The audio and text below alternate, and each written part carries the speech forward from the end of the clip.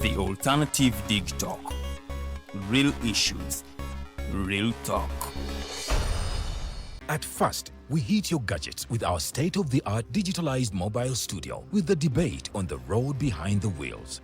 Later, we launched our magnificent studios located on Plot 1A, Sewagude Close, Lukulinanganda, Machindye, Kampala, where we bring to you our must-watch shows like The Mighty Drive, Monday to Friday, 8 a.m., Hotline, Mondays, 7 p.m. As for legal matters, Twins at Bar, Tuesdays, 11 a.m. Wednesdays, 6 p.m. is Afro-Caribbean Link, where we connect Africa with the Caribbean. Voltage on Thursdays, 7 p.m., featuring a youthful panel.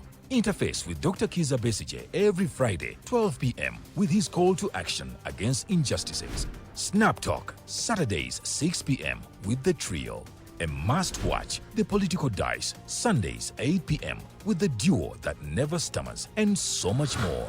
Watch us live on all our social media platforms. We are The Alternative Digitalk. Real issues, real talk. Hi, Rogers. Can I ask you something? Shoot. What does corruption mean? Well, summarily, corruption is abuse of public power for personal gain or for the benefit of a group to which one owes allegiance. For example, when a public office is abused by an official accepting or soliciting a bribe. By the way, private people can be corrupt too, like bribing police officers to escape fines. Okay. So exactly how does that concern me? Well, do you pay taxes? I guess, yeah. What does that have to do with this? Everything. Because those taxes you pay are supposed to facilitate services you use, like water, electricity, roads construction, medicines in hospitals, name it. Okay, that is much bigger than I thought. But it can be stopped, right? Well, yes it can, although it may not be as easy as it sounds. And here is the reason why. Corruption roots are grounded in our country's social, political, economic, bureaucratic traditions and policies. So, what has kept it going this long? I mean, why don't we stop it? Well, the main reason why it has been here for so long is because institutions are weak, either as a result of poorly defined ethical standards of public service, weak administrative and financial systems, or ineffective watchdog agencies. What can we do to stop it?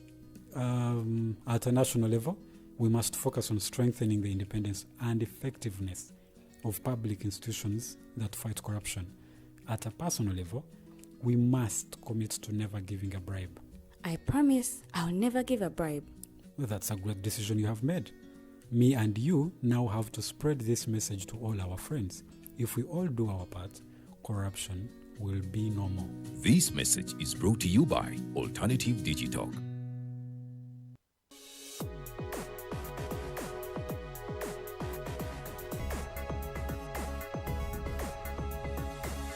The Alternative Dig Talk.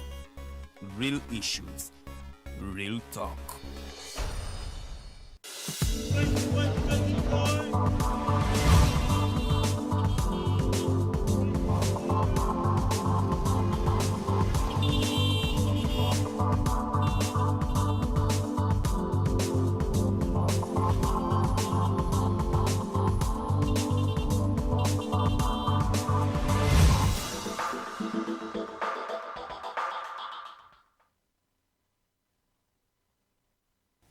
Welcome back from that short commercial break, ladies and gentlemen. Mukyali ku TikTok TV. Mungambi oluzungu lungi nange nvuddeyo basebo ne bannyabo.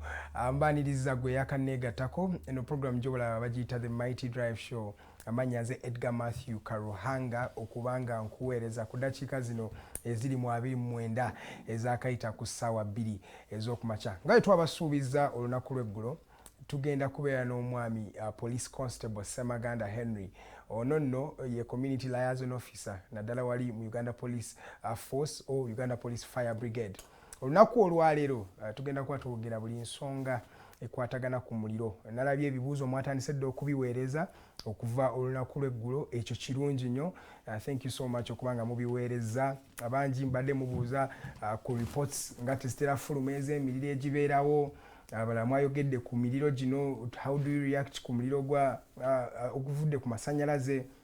n'omuliro gwa bulijjo ab'obutale nammwe mwayogedde ku nsonga zammwe zonna ngenda kuba nga nzibuuza omwami Ssemaganda Henry naye kyosobola okuba nga okola genda mu maaso okuba nga oweereza message zo and ebibuuzo ebirala by'oba olina through our social media platforms tuli ku Digital TV ate nga tuli ne ku The Alternative Uganda.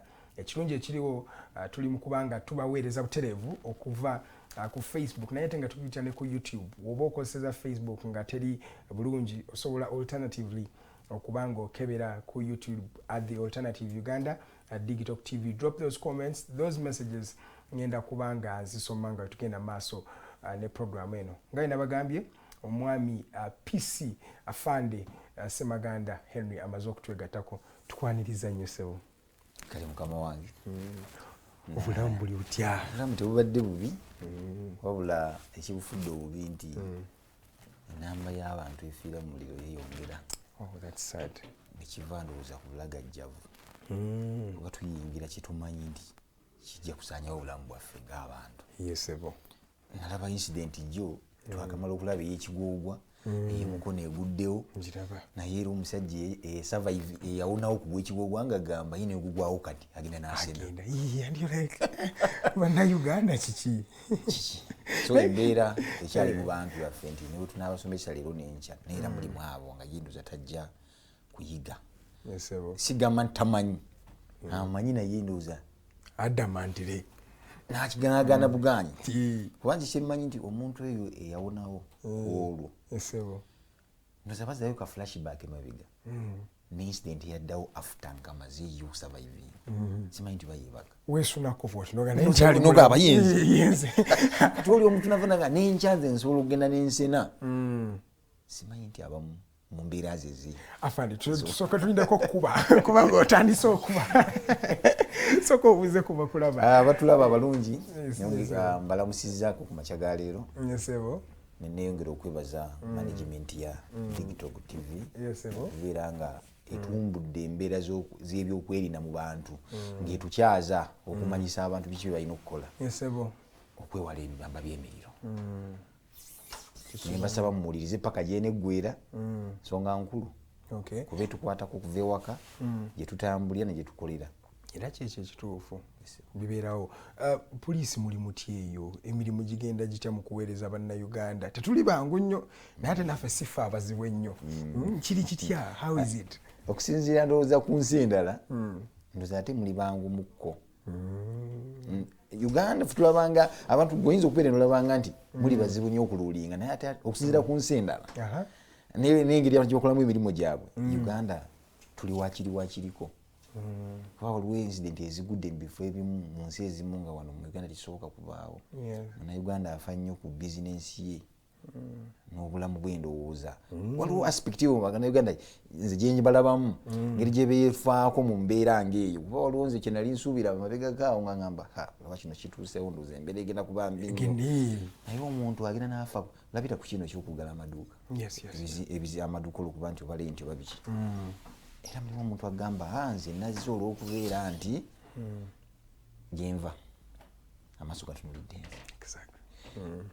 ensonga za njawulo nolaba nti olitajja kusobola mbeera gye mbadde musuubira ogenda okubaawo tejja kutuuka nesimanya nti waliwo efo gye tunatuukamu waliwo efo gye twabuuka ne tuba nti twagamba natuyongereko oba tulina n'ebitubuluma naye tubatya tugamba kivako kutya omuntu omuyala aba amaliridde kijja kiba kijje kuba kufa naye sijja kugenda nnyo nagwe kiwugambye si kutya naye ndowooza omuntu abalabalamu bwe nkola kino kinjja kunjira mu kalungi ki kyobulaba bakiwa n'abagala amaduuka bagamba nti wiiki 2 naye era ogenda okulaba wiiki 2 nga kibayingiddemu ndowooza olunaku lwokubiri webali bonna kubeera lenti ajja kusigalayo tebajja kusonyiwa omuntu lulimu ali mu kwekalakasa wiiki ezo 2 kazisaleko ku mwezi yajja kusigalayo kati bw'ofuna eyo idea kikuyambako okulaba gy'olaga n'omanya naki ekiddako okujjako ne bannayuganda kyenjagala nabo bategeere nti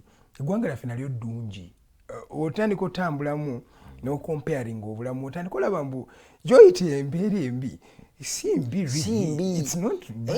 si mbi yadde embi naye exactly si mbi kubanga bw'oba oyagala okulaba nti embeera olusi bwe gy'olimu nti nnungiko kiriza okyalingeko ne munno ku bizibu byayitamu naawe olojja ogamba ate nze ndowooza ndi bulungiko era tugamba nnyo abantu abafunye ebizibu kiriza wegatteko mu gurupu z'abantu okyalingeko ideas nabo ofunamu ekyokugamu n'oguma oyinza okulowooza nti ekikutwala kikutta naye nga ate waliwo oli ali bubi nnyo nga talina nantandikwa naye bw'akyalingako n'omuntu asobola okufuna entandikwa n'agamba singa nnamanya awo kyali kyolaba mulimu abantu gosambuli nti yafudde ekiro oluusi lwaki alina ekibadde kimulya yakigumira nga takyalingako na muntu yenna ekivaamu ezinga pressure ataataka biki naafu osanga bala beetuze ate nakuzino n'abavubuka be bali mu kwetuga baana bato nno bafaanira ate basomye naye tumanyi gundi eyeevaawa kuba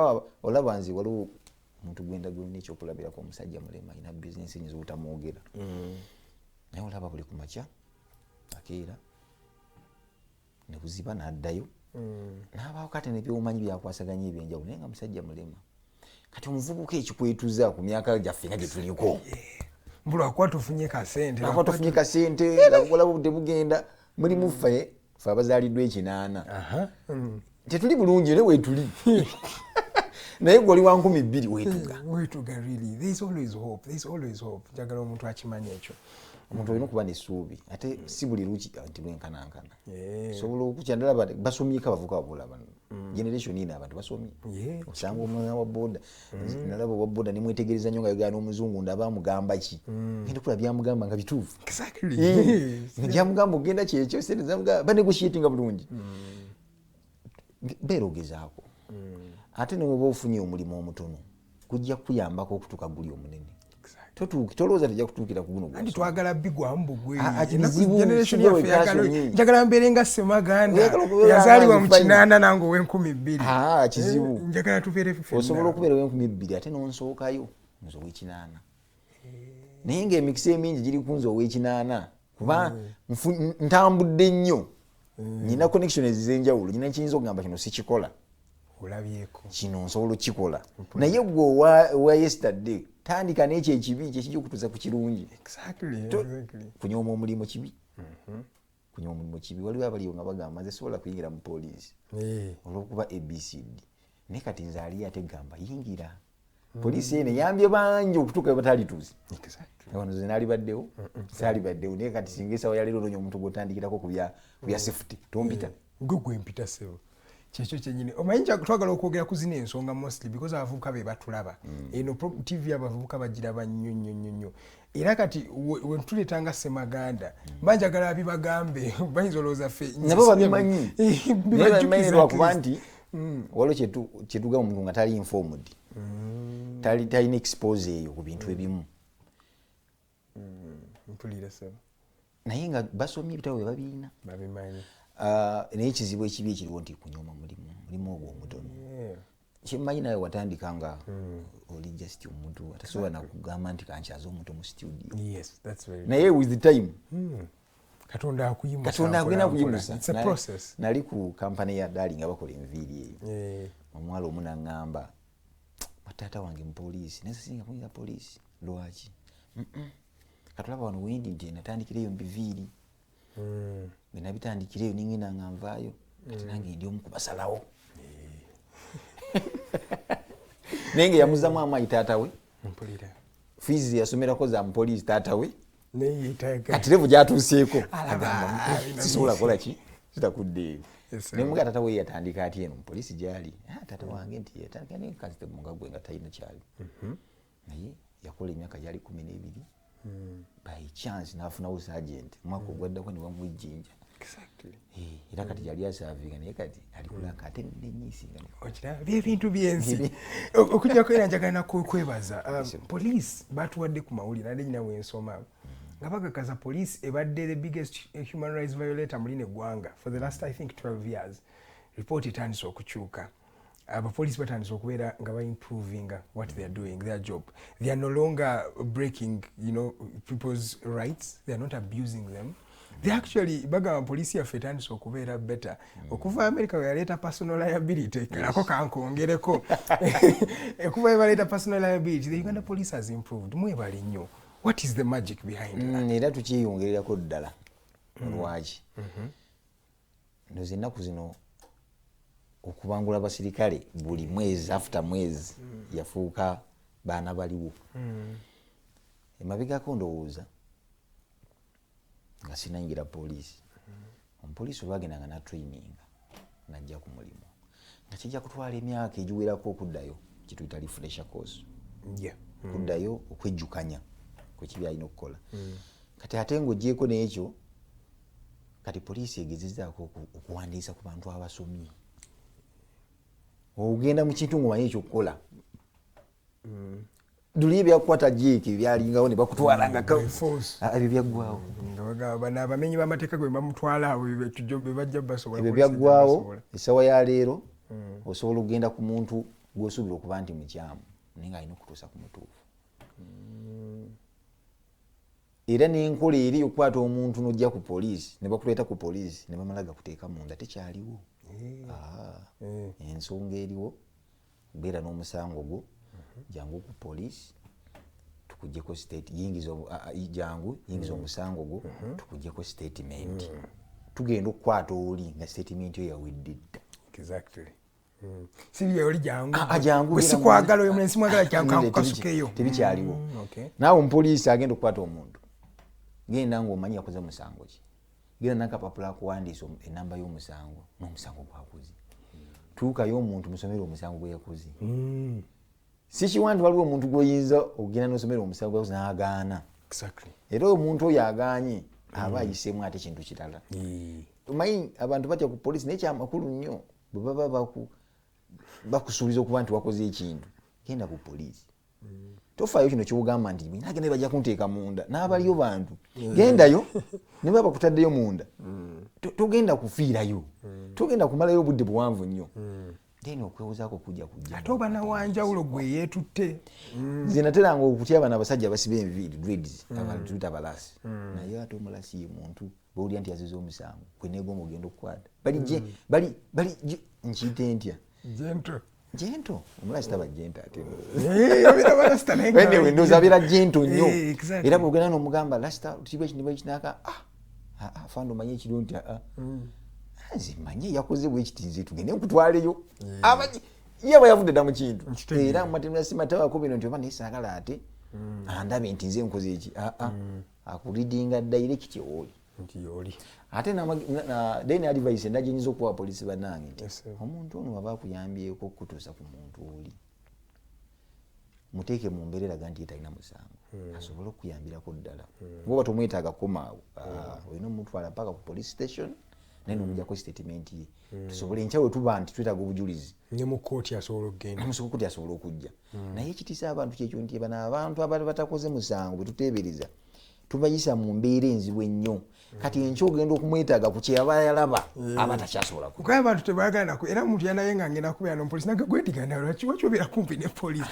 People don't like to be near. Naye ng'ate nayera advice ku ndina Uganda yenna n'obayo ne mukwano gwo nga mupoliisi era oyanguyirwa mulimu ensonga ezimu ezikwanguyira. Nze kati nina mukwano gwange twakonekitinga mu bintu birala nnyo naye avuga nnyo motoka no Kampala n'afuluma naye buli kaseera ababodo baba mukoona oba naye n'akoona afande kati ndi wano kiki kino nkikwanguyira.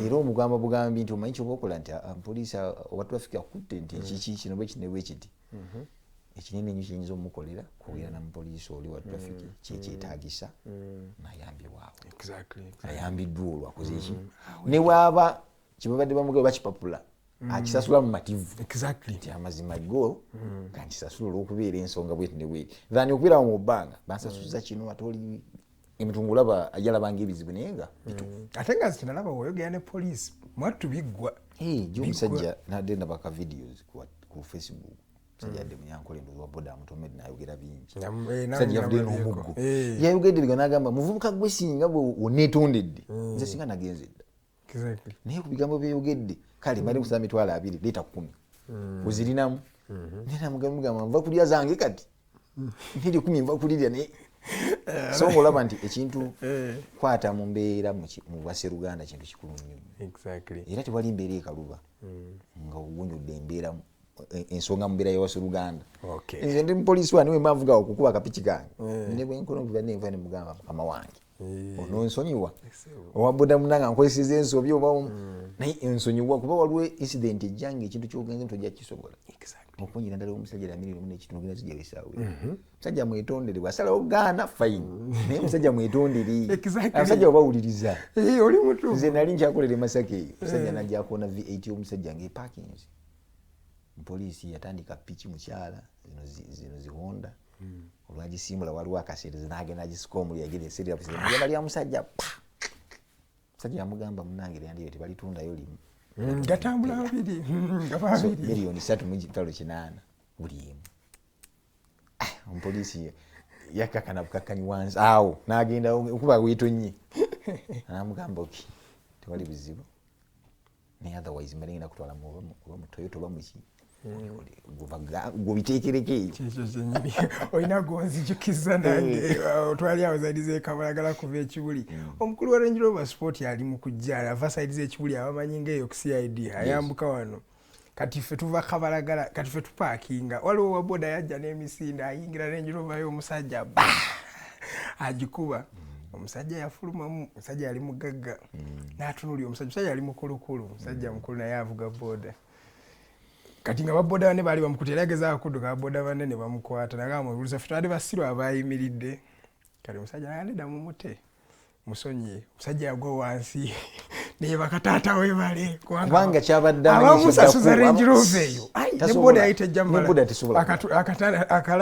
akataka yali ajja so tebabira babini lwakuba nti neeyisa yaffe gye tweyisamu sometimes ne waba yabadde akoze ensobi ayinza okuba lusi yeekanze n'asibirawo n'omugwamu olwokuba nti gwamukoonyi ekigambo kiba kitono nnyo exactly mukama wange zikiriza tugende mu bintu bye omuliro kyali ne private constable PC Henry Ssemaganda tugenda kwogera ku nsonga za muliro naye ndowooza abavubuka akoko kabadde kammwe kabulamu generally twabagamba ono digital TV is not always about professionalism alone but we give you life experiences from people who have been there so that you can make an informed decision at the end of the day leka kwekwasa nti wayita omanyi amagezi gaago gakuweereddwa Sebo afande kiri kitya how is the state of emiriro kati mu ggwanga muyimiridde mutya emirimu mukola how is it generally fenga police naddala ey'emiriro naddala ey'omuliro fire brigade ffe tubeera beetegefu buli kaseera era wootuyitidde wonna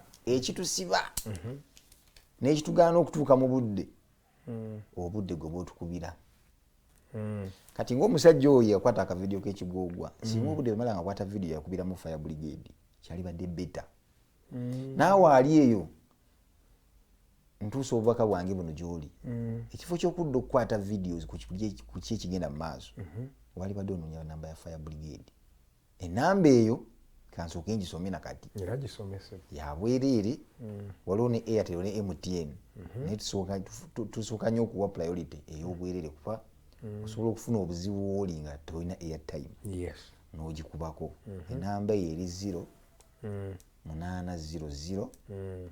1222 tulina kye twekwasa nyangu n'okuba nyangu nnyo 0800 1222 enamba eyo singa ogikubako ng'omuliro gwakagwawo naffe tujja kusobola okutuuka mu budde naye ebiseera ebisinga nti tusooka gezaako mu busobozi bwaffe kyetugezezaako bwe tulaba kiganye n'olyoka olowooza ku kitongole kizikiriza omuliro ekitongole kyolowoozezaako lutonera namba yaakyo nodda mu kabufe bw'okunoonya ennamba kati ffe bw'otutuukirako ng'obudde bukoze butya byaweddewo dda ate era ffe fire brigade tujjagaana kujja okugjako ng'otusitoopinze gwe nnyini akubye n'otugamba ngwe tukoze tutya naye kyamakulu nnyo okubulira fire brigade muliro negubeera mutono kubanga oyinza okubeera mu ofiisi eya kampani eri mu insurance newabawo ebizibu by'omuliro neguba mutono oluusi gwe nayo begwonoonye yo kampani ebyetajjaggula wabula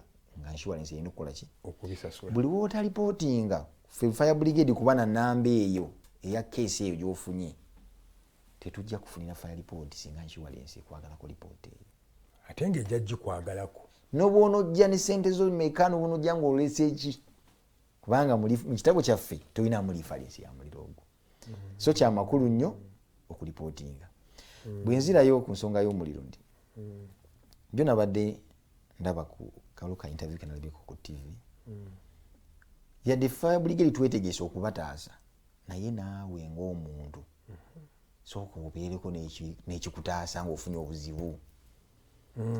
Essaawa ya leero emmotoka ezo zitambula ku kkubo naye ziyina obukonteyina obutono obwetuyita fire extinguisher akasobola omuyambako. Osobola okumbuuza nti ogwo omuliro gwali gwetaaga fire extinguisher, osobola okugamba nti gwali gwetaagisa oba nedda.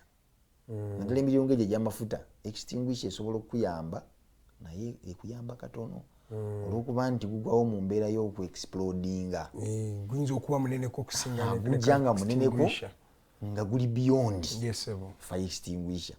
Naye tukati amagezi kigempa abantu kati ng'ogwo omuliro wagulaba simanyi oba presenter asobola otuwayo ka video omuliro ogwo nga wogulaba gwajja at once. Tewaliwo nteekateeka nnuŋŋamu eyambako bantu baffe abeetoolodde awo. Tanka y'amafuta eguddewo, driver yakola ekikye n'alabula abantu naye ebyokwagala ebyenfuna baasembera. Ate baali bakimanyi n'abasinga. Kati n'oteekako nti omuliro gwo tegwali badde nawo ndowooza naye emmotoka ekyo wekyagwa ne baggulawo compartment emu ne gatandika okuflowinga amafuta ago. Era omuliro ogwo tegwavaawo. Omuliro ogwo ogulaba gwava wether waliwo yali alina byafumba ku mabbali. Ogulaba gwajja gwabuka. It was a trail. Nkitegeera. So kati naddala ife ebisinga tetulinawo nkola nnungamu eyo tufunye ebizibu ng'ebyo tukola tutya? Fire brigade otukubidde fine tuzze naye era damage wagiraba. Ebeero eri caused. Abantu ntwala okusasira ku family z'abantu nga 30 kati abakalusulamu. Kibi nnyo. Era kibeera kibi nnyo. Kibi nnyo bw'endaba zikyagwa yaddako yagwa Kabaali. Abantu walaba bo nga bali mu distance balaba ekyali kyakagwawo ab'emukono be bamalamu amaanyi. Walabanga waliwo n'endala era yagwe. So emmotoka za muliro nga 5 ez'amafuta ezakagwawo mwamutegedde ku lwaki? Why these cars? Kusinziira jjo nagoberedde ka programu ka TV jjo yadde kubukedde. Omusajja ababukedde basobodde okutambulako n'omusajja omu okuva e Kampala paka Kenya gajja amafuta. Bino byasobodde okwogera ye nga ye experience gyalina ne banne. Tukugamba ekyange experience gyalina banywa bitamiiza. Ekyo kituufu. Omusajja yagambye avuga nga wano alina akucupa ka walagi ani wakola bw'ati. Omulala simu zino buli wotunula mu simu kiro otunula ku simu otulako mu mataala otulako ku simu otulako mu mataala ekivaamu tandika okutuzinga vision. Tebafuna budde bumala kuwummula. Kituufu nnyo. Waliwo obudde oluusi bayinza okumala mu bintu bitali mu makulu ne beerabira nti okuwummula kintu kikulu. Tebafuna kuwummula obwongo bukoowa. Entambulako n'omusajja lwo mu takisi n'angamba olaba nti sobola okuvuga twali mu Lwero omwo n'angamba asobola okuvuga okuva e Lukaya paka Kyotera naye nga yeebase. Naye kati yamanyira ekkubo. Kuba yeebase nga tamakize maaso bw'ati naye ng'obwongo tebuliiwo. Naye ng'atunula bwadde nga yeebase. Omulaba yalaba. Okuwulira agira mu bw'ati n'akomawo naye nga yeebase. So olwo nebibagaaya nabyo byogereko. Anti n'omusanga alina ebintu biri eno balina ebibagaaya alina byanywa abamu balina n'enkola gye bannyika bakwata bukiwingamu ne bannyika mu mazzi. Kati bwe mumalamu ebbanga ndowooza bulina engeri gye lizovingamu n'amazzi gali n'abanga wagaaya ate bwagaaya bwanywa neteekako n'agamuliro amayirungi bwe bityo. Kizibu okusanga driver ow'ekimotoka ekinene nga tagaaya naye ng'agaayira ki tebafuna budde bumala kuwummula. Kati agoba otulooto ate nga kiba kibi. Bwe tudda ku sayidi yaffe fe okuzuula okunoonyereza okwaffe kuli wantu wa mirundi mitono nnyo si wanene nnyo. Ekisooka guno omwaka guggwaako sijja gamba nti kitibwa nannyini kampani z'amafuta naye kati ffe abali mu kuvuga ate emmotoka bino nti abamu osanga ekimotoka kirimu liita z'amafuta 3,000 n'ayita eyo mukulu kita converting gy'ayiseeyo n'atundako. Bw'amala okutundako oluusi abadde alina ebbanja somewhere n'aplaningira ku bizinensi yo bw'amala okutundako n'akikuba wansi. Bw'akikuba wansi era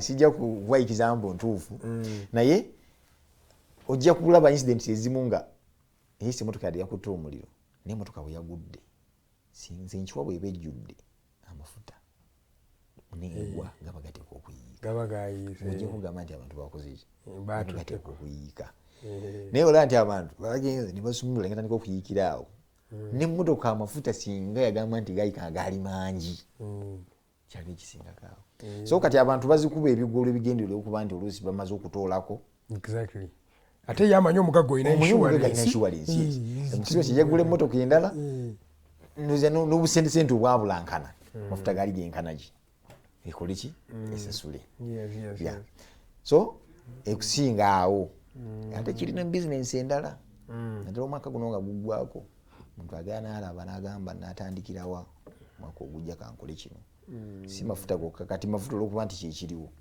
kyetusobodde okulaba naye kigenda ne beyond n'amafuta ne bizinensi ez'endala omuntu agala n'agamba ndi mu insurance n'agamba isofa nakateekayo kyenkanaki ntaddeyo sente zange nnyo ki ekiyinza okunzasuza kino kusinziira ku polisi gye nasayininga nti kino nakola ekyo era ajja kgenda alabe mu itemu ezirimu oluusi atunze esigadde bwebiti ne bwebiti yagisetinge ku muliro sente ze temuli kapita mugjeemu insurance ajja mukompasetinga ate nasakisidinga kyalikoko ne masomero during corona time. Okay, kati kyekyo kyennyini mbadde njatudde ku nsonga n'ez'amasomero kuba n'emiriro mingi mu masomero eyo lwaki nagyo gisigala nga gyeyongera then tutunulyeko n'emiriro gino egy'amasannyalaze giva ku ki tugihandolinga tutya tuyingende mu nsonga endala zonna naye byonna byo tugenda bikola after this short commercial break. Okyali mu kulaba The Mighty Drive Show, amannya nze Edgar Matthew Karuhanga, nkyali ne police constable okuva wali mu Uganda police fire brigade force era agenda omwami bamuyita Henry Ssemaganda era tugenda kubanga tunyumya naye watikyali kunyumya naye emboozi ezo. So continue sending in those messages woba ozina ekibuuzo kyonna kyolina kiweereze ngenda kubanga mbisoma mu ssaawa yaffe ey'okubiri ng'ate essaawa yaffe ebeera esembayo. Eno ekyali Digital TV, nze Edgar Matthew Karuhanga katumbulemu.